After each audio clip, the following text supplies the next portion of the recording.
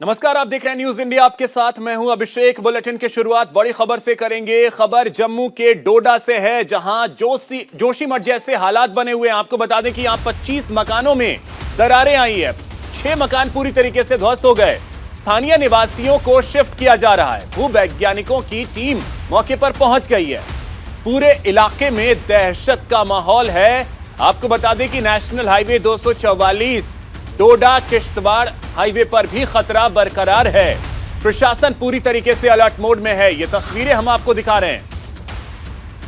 तो पहले जोशीमठ में क्या हालात थे और अब स्थिति हम आपको दिखा रहे हैं जम्मू के डोडा की। तो आपको बता दें कि डोडा में भी जोशीमठ जैसे हालात बने हुए हैं। यहां पे आपको बता दें कि 6 मकान पूरी तरीके से ध्वस्त हो गए। और न्यूज इंडिया आपको सबसे पहले ये तस्वीरें दिखा रहा है कि किस तरीके से मकानों में दरारें आई और उसके बाद आपको यह स्थिति हम दिखा रहे हैं। ये आप हालात देखें कि कैसे मकान जो है वो भरभरा कर गिर पड़ा। तो प्रशासन अब पूरी तरीके से अलर्ट मोड पर है। और आपको बता दें कि ये हालात जोशीमठ के नहीं है। जोशीमठ से ये तस्वीरें जो हैं वो लगातार सामने आ रही थी, लेकिन अब जो तस्वीर हम आपको दिखा रहे हैं ये जम्मू के डोडा की हैं। महाजन जी और उनके सीनियर ऑफिसर्स रेगुलरली मॉनिटर कर रहे हैं। सिचुएशन अंडर कंट्रोल है। 19+2 21 स्ट्रक्चर्स जो कल इफेक्टेड थे, आज सुबह भी देखा गया जोन ऑफ इन्फ्लुएंस वहीं तक लिमिटेड है। सरकार ने जो है जियोलॉजिकल सर्वे ऑफ इंडिया की टीम भेजी थी, जो सुबह से स्टडीज जो है उनने अपनी की है। वो गवर्नमेंट को रिपोर्ट सबमिट करेंगे, उसी के बाद कुछ कहा जा सकता है। कितने मकान है total? Sir 21 structures zone of influence में अभी तक है। तो लोगों को कहाँ किया गया है? सर लोग यहाँ से जा चुके हैं। ये बेसिकली सारी आबादी वो थी कि जिनने गांव से यहाँ आके जो है बच्चे पढ़ाने के लिए या किसी और मिलिटेंसी या किसी और वजह से यहाँ पे घर बनाए थे, तो इनके अल्टरनेट हाउसेस थे। इन्होंने प्रेफर किया वहीं पे जाना। हमारे 2 रिलीफ कैंप्स भी एस्टेब्लिश्ड हैं, तो कुछ लोगों ने वहाँ सामान रखा है, तो जो आना चाहे वो उनके लिए सारी फैसिलिटीज गवर्नमेंट ने अवेलेबल करवाई है। तो देखिए वहां की स्थिति हम लगातार आपको दिखा रहे हैं कि घरों के क्या हालात हैं। ये आप देख सकते हैं। दीपांकर हमारे सहयोगी जो कि डोडा में इस समय मौजूद हैं, जहां की तस्वीरें डरा रही हैं, तस्वीरें हम आप तक पहुंचा रहे हैं। सबसे पहले तो इस वक्त की स्थिति दीपांकर आपसे जानना चाहेंगे कि डोडा में इस वक्त की स्थिति क्या है।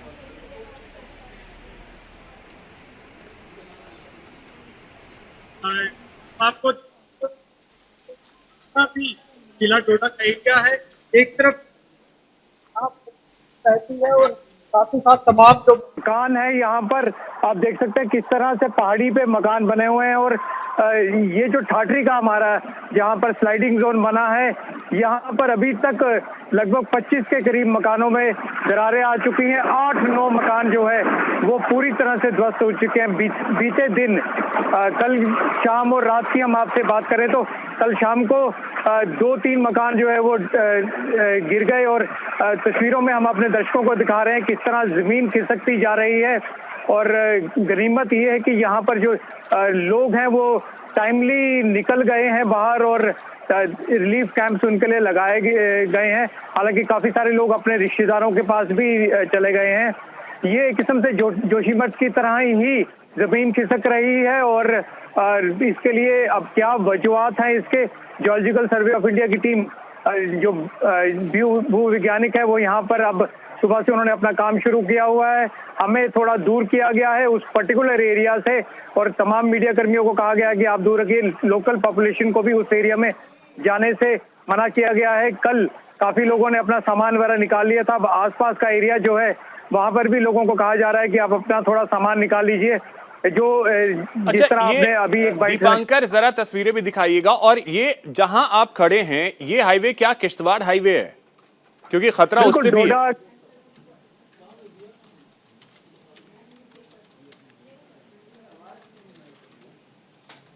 जद में आ रहा है क्योंकि यहाँ पे कल की लैंडस्लाइड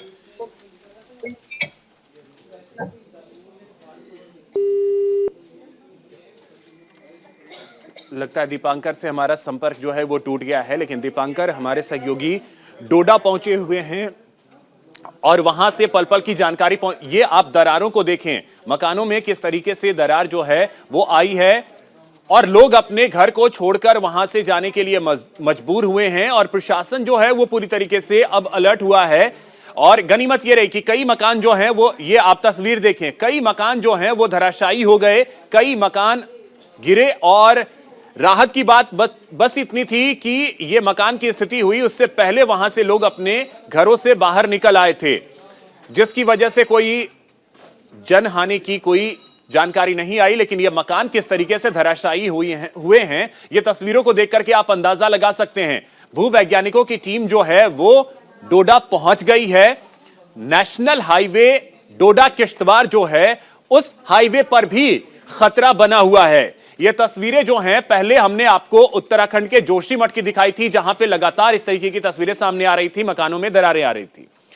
हमारे सहयोगी दीपांकर हमारे साथ बने हुए हैं। दीपांकर, वहां पे स्थिति को तस्वीरों के जरिए भी आप लगातार दिखाएं, साथ ही साथ आपसे यह भी जानना चाहेंगे कि प्रशासन अब कर क्या रहा है, क्योंकि बहुत बड़ी चुनौती है प्रशासन के सामने। लोगों के लिए मजबूरी यह है कि अपने बसे बसाए आशियाने को छोड़ना पड़ रहा है, तो उनसे भी आपकी बात हुई होगी, उनकी क्या प्रतिक्रिया है?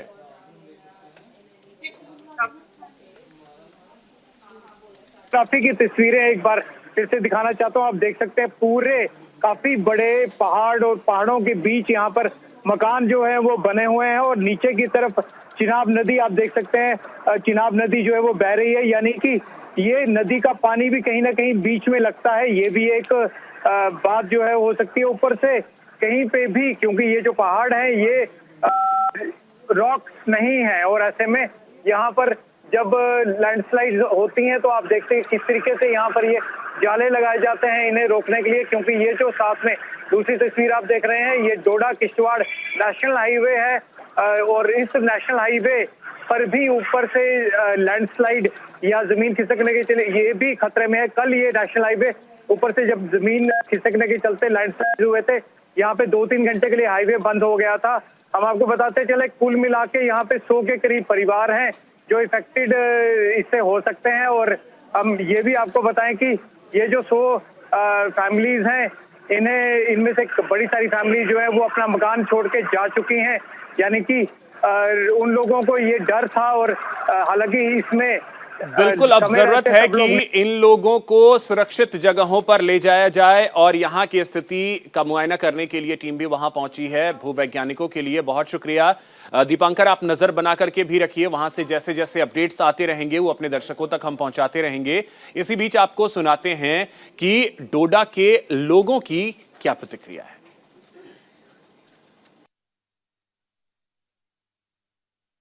ये कम से कम 5-6 मकान जो थे ये कुछ दिनों से में क्रैकिंग आ गई थी इनमें, और आज कल से इन मकानों के मतलब 4 मकान थे जो कि मतलब 100% डैमेज हो गए हैं। और इसके ज़्यादा में कम से कम 15 से 16-17 मतलब इतने मकान आ गए हैं और बाकी जो है उनमें मतलब क्रैकिंग आ गई है। मेरा मकान भी यहाँ हमारी मस्जिद शरीफ है उसके साथ में है मेरा मकान। हमें मकान होगी नहीं मगर मस्जिद शरीफ जो है वो भी शहीद हो रही है और उसके साथ में मेरा मकान है। मैं एक पेशे से ड्राइवर हूँ और ये बहुत मुसीबत से हमने मतलब 2 कमरे खड़े किए थे और आज इसके ज़्यादा में हम सब आ रहे हैं। जितना ये मतलब नई बस्ती है, ठाठरी में नई बस्ती है, इसमें ये पूरी नई बस्ती इस ज़्यादा में आ रही है। हम इतना अपील कर सकते हैं एडमिनिस्ट्रेशन से कि हमारा कोई बंदोबस्त किया जाए।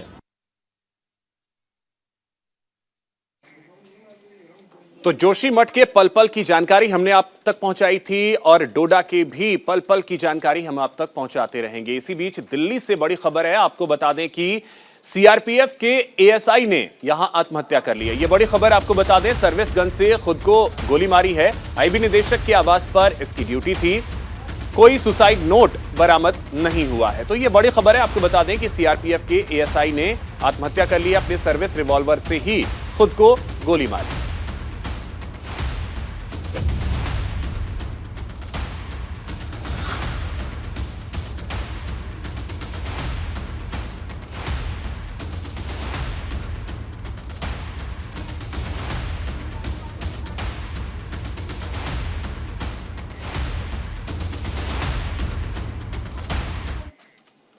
और इसी बीच एक बड़ी खबर आपको बताते हैं। क्रिकेटर दीपक चाहर की पत्नी जया के साथ ठगी हुई है। जूते के बिजनेस के नाम पर 10 लाख रुपए की ठगी की गई है।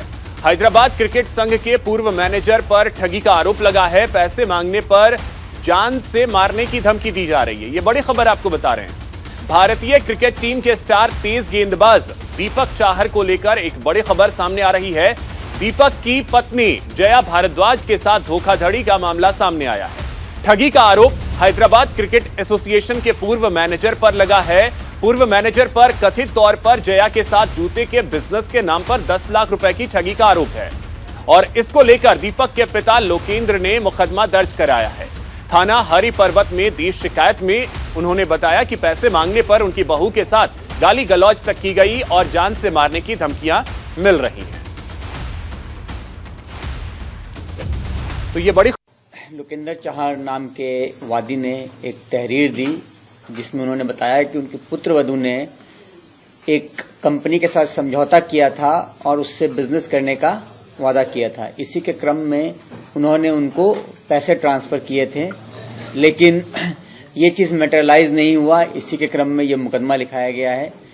पुलिस ने उनके तहरीर पर मुकदमा पंजीकृत कर लिया है। पूरे मामले की जांच की जा रही है, छानबीन किया जा रहा है। तो आपको बता दें कि हैदराबाद क्रिकेट संघ के पूर्व मैनेजर पर ठगी का आरोप लगा है। भारतीय क्रिकेट टीम के स्टार गेंदबाज दीपक चाहर की पत्नी जया के साथ ये ठगी हुई है और आपको बता दें कि इसे लेकर मामला भी दर्ज करवाया गया है।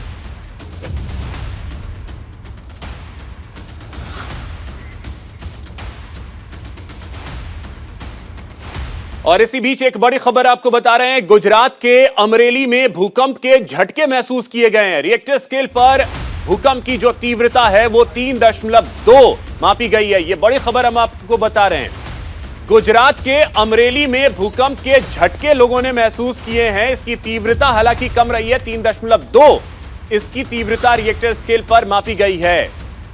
तो ये बड़ी जानकारी इस वक्त की आपको दे रहे हैं गुजरात के अमरेली से, जहां पे भूकंप के झटके लोगों ने महसूस किए हैं। और आपको बता दें कि इससे पहले आज सुबह भी लोगों ने मणिपुर में भूकंप के झटके महसूस किए थे। तो पहले मणिपुर और अब जो भूकंप की जानकारी निकल करके सामने आ रही है वो गुजरात से। ये बड़ी खबर है। भूकंप के झटके लोगों ने गुजरात के अमरेली में महसूस किए और यहां पे आपको बता दें कि तीव्रता जो है वो 3.2 मापी गई है।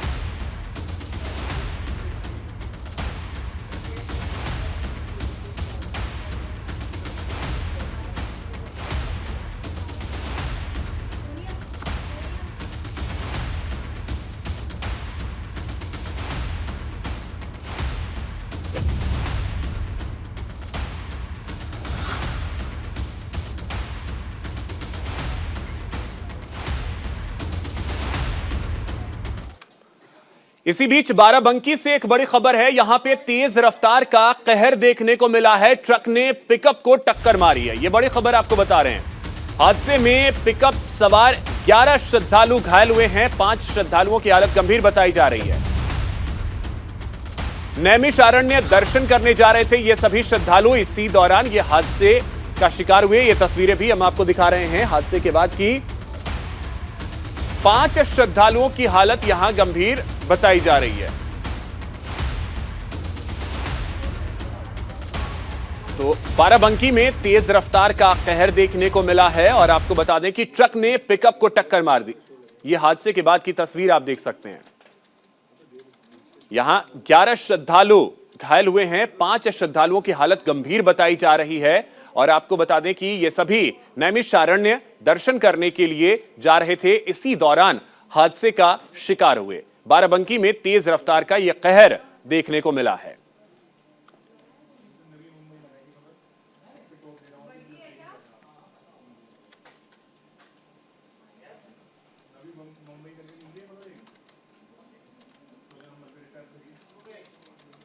तो बाराबंकी में तेज रफ्तार का कहर देखने को मिला। यहां हादसे की वजह से आपको बता दें कि कई लोग घायल हुए हैं।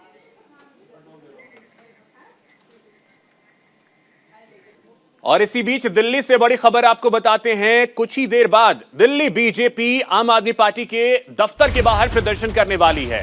सुबह 11:30 पर दिल्ली बीजेपी प्रदर्शन करेगी। आपको बता दें कि शराब घोटाले का पैसा चुनाव में इस्तेमाल करने को लेकर यह प्रदर्शन बीजेपी की तरफ से किया जाएगा। ईडी की चार्जशीट में बड़ा दावा, दिल्ली शराब घोटाले का पैसा गोवा चुनाव में इस्तेमाल हुआ। प्रदर्शन में दिल्ली बीजेपी के कार्यकारी अध्यक्ष वीरेंद्र सचदेवा और दिल्ली विधानसभा में नेता प्रतिपक्ष रामवीर सिंह बिधूड़ी शामिल होंगे। इसके अलावा कई बीजेपी के नेता इस प्रदर्शन में आज शामिल होने वाले हैं। ये बड़ी खबर आपको बता रहे हैं। अब से कुछ देर बाद यानी 11:30 पर बीजेपी प्रदर्शन करने वाली है। दिल्ली बीजेपी आम आदमी पार्टी के दफ्तर के बाहर प्रदर्शन आज करने वाली है। ईडी की चार्जशीट में जो दावा किया गया है कि दिल्ली शराब घोटाले का पैसा गोवा चुनाव में इस्तेमाल हुआ है, इसी को लेकर अब बीजेपी सड़क पर उतरने की तैयारी में है और आज बीजेपी प्रदर्शन करने वाली है। सुबह 11:30 का समय रखा गया है और सुबह 11:30 पर बीजेपी प्रदर्शन करने की तैयारी में है। और आपको बता दें कि जो दावा किया गया है चार्जशीट में, ईडी की चार्जशीट में, उसे लेकर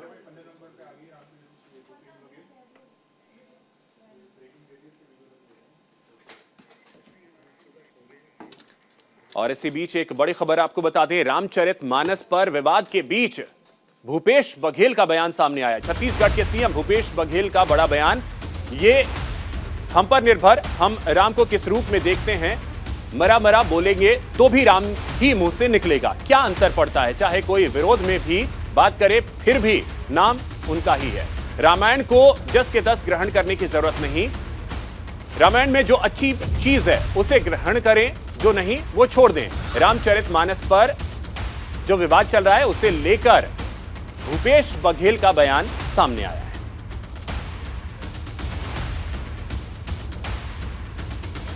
तो भूपेश बघेल का यह कहना है कि जो सकारात्मक पहलू हैं उन्हें ग्रहण करें।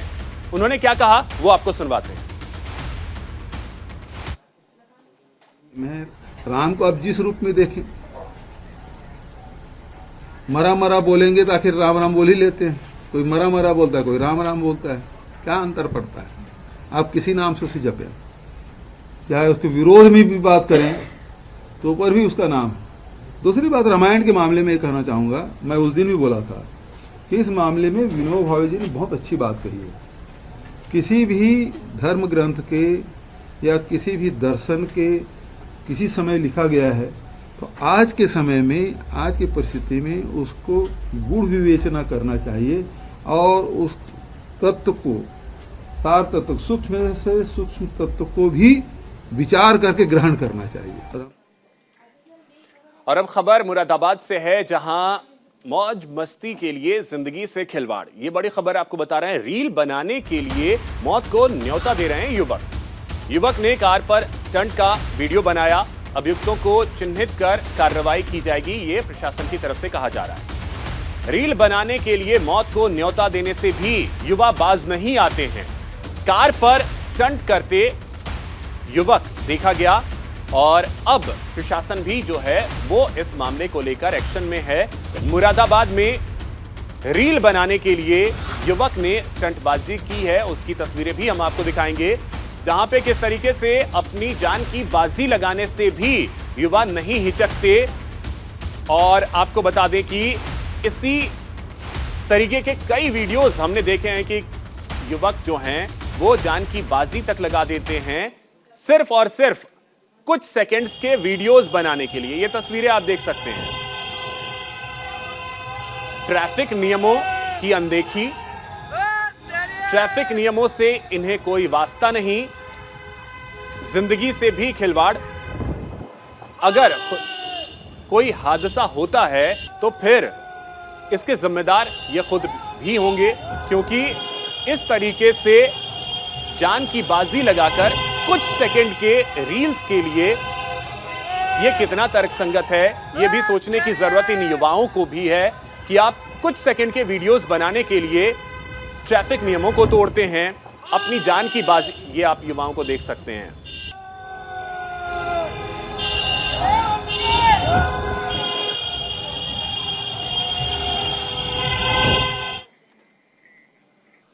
फिलहाल इतना ही, नमस्कार।